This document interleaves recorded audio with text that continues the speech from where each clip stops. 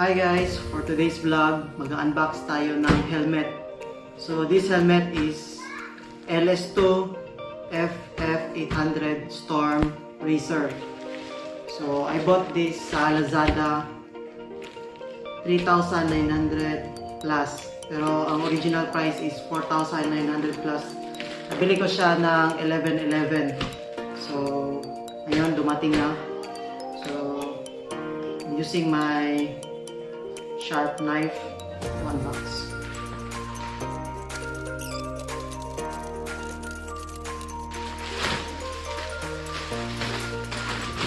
Ito yung karton niya. Kita nyo guys. Ilagay ko sa harapan ko.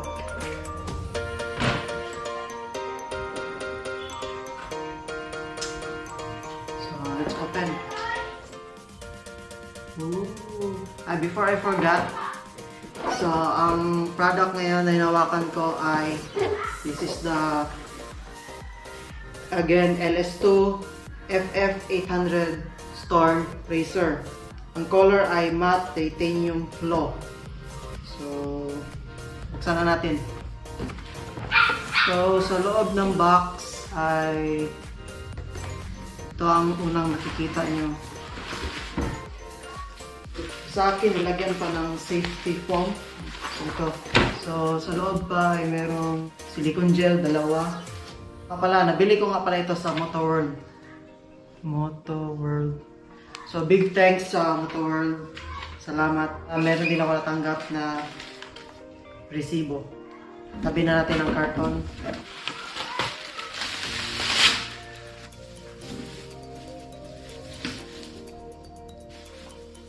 Meron siyang helmet bag, LS2 helmets.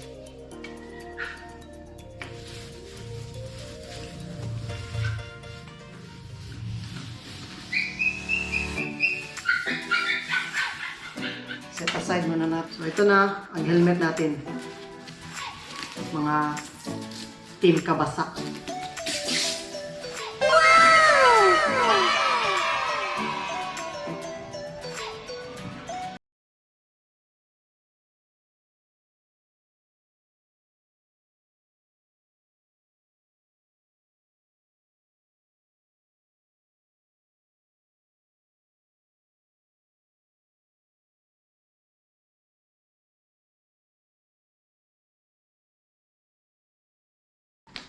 Napaka-premium ng dating niya guys.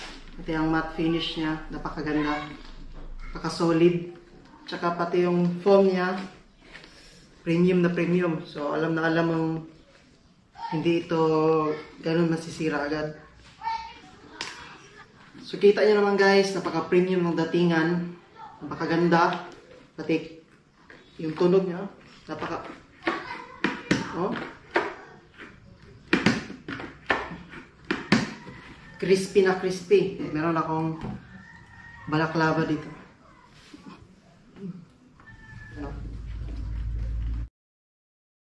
So, sukat na natin. Nice.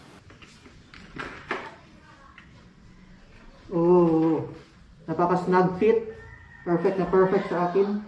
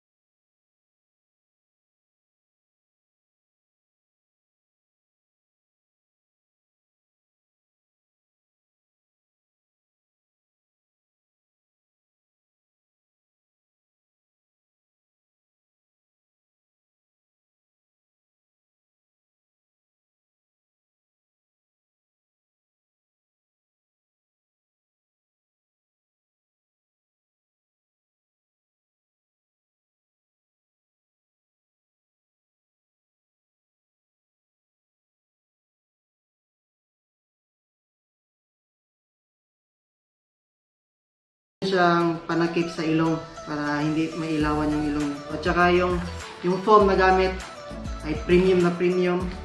At saka meron din siyang magandang lock. Hilain nyo lang. So, napakabilis yung gamitin. Tanggalin sa ulo. Pin lock para anti-fog.